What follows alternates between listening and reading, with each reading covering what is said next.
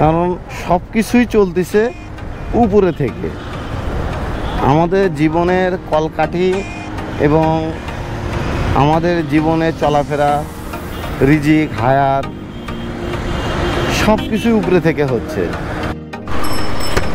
জীবনে আফসোস করে কোনো লাভ নাই, কারণ আফসোস করলে আপনার ডিপ্রেশন বাড়বে, আপনার কাজের প্রতি অনীহা আসবে, সমাজের প্রতি একটি ভুল ধারণা আসবে, মানুষের প্রতি ভুল ধারণা আসবে।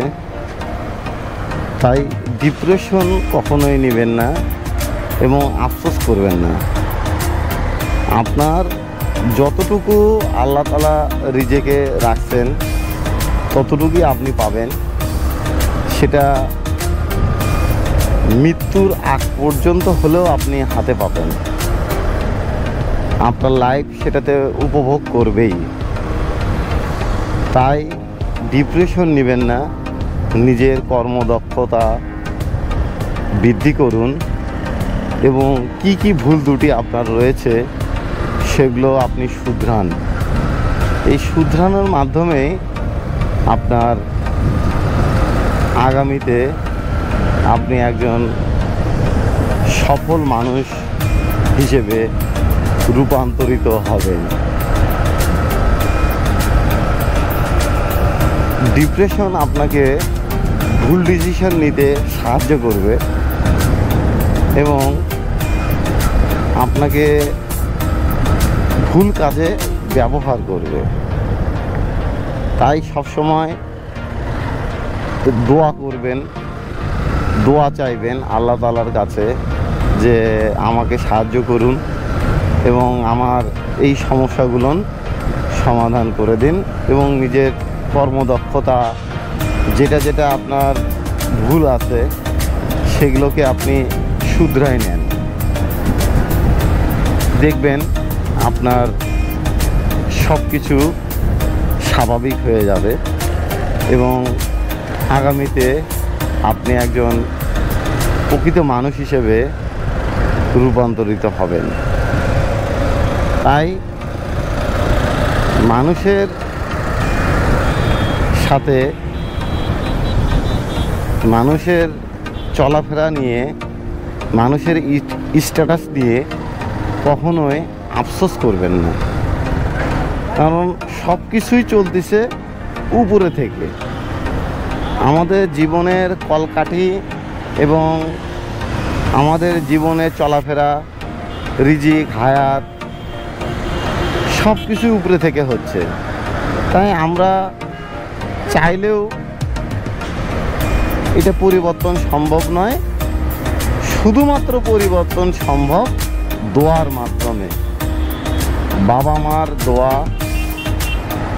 নিজের দোয়া, আল্লাহ তাআলার কাছে চাওয়া, এই চাওয়ার মাধ্যমে আপনি হয়তোবা কিছু জিনিস আপনার রিজিক, হায়াত পরিবর্তন করতে পারবেন।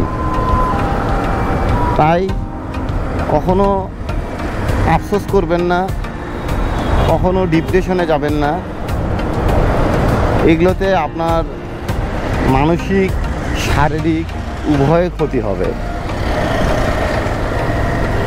মানুষ তো অনেক কিছুই চায়, সব কি মানুষ পায়? আল্লাহ তাআলা কি সব কিছু সবাইকে দেয় না। একজন মানুষ সব কিছুই পায় না, কিছু না কিছু ত্রুটি আছে। হয়তোবা যার সম্পদ, সে অনেক সম্পদের মালিক, কিন্তু পরিবারে শান্তি নাই, সুখ নাই। ছেলে অন্যরকমভাবে চলাফেরা করে, মেয়ে অন্যরকমভাবে চলাফেরা করে, অথবা তাদের সন্তানই নাই। এই যে জিনিসগুলান, এগুলান পরিপূর্ণ কেউ না। কারো সন্তান আছে, সন্তানরা ভালো, ছেলে মেয়েও ভালো, কিন্তু সম্পদ নাই। এই যে বিষয়গুলা, পরিপূর্ণতা আপনাকে আল্লাহ তাআলা দিবেন, কিছু না কিছু আপনাকে কম দিবেন এবং বাকি নিয়ামতটুকু আপনি অবশ্যই পরবর্তীতে পাবেন। হয়তোবা দুনিয়াতে আপনাকে দেয়নি, আখেরাতেও দেয়নি। আবার অনেক মানুষ আছে ইহকালেও সুখী, পরকালেও সুখী, হয়তোবা আল্লাহ তাআলা তাকে ওই নিয়ামতটা দান করেছে। এই জন্য মানুষকে দেখে, মানুষের সম্পদ দেখে, মানুষের ভালো অবস্থান দেখে কখনোই আফসোস করবেন না, হিংসাও করবেন না। এটা আপনাকে নেগেটিভের দিকে পৌঁছায় দিতে সাহায্য করে,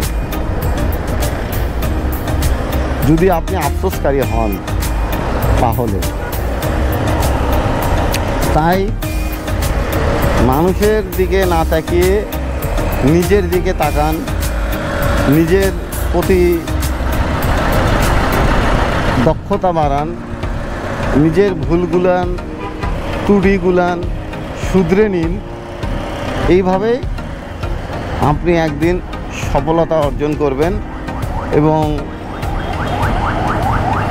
আপনার লাইফটাকে আপনি উপভোগ করতে পারবেন। কথাগুলো একটু তিতো হলেও বাস্তব সত্য, যেটা আপনার হয়তোবা লাইফে কাজে দিতে পারে। আমি ব্যক্তিগতভাবেও মানুষের সম্পদ বা মানুষের অবস্থান দেখে আফসোস করি না, কারণ আল্লাহ তাআলা আমাকে যেটুকুই দিছে আলহামদুলিল্লাহ।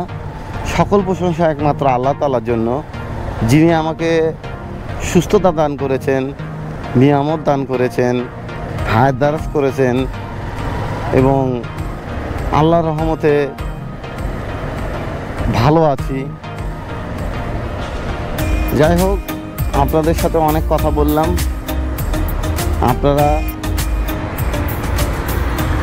ভালো থাকবেন, সুস্থ থাকবেন, এই কামনায় আমি বিদায় নিচ্ছি। আল্লাহ হাফেজ।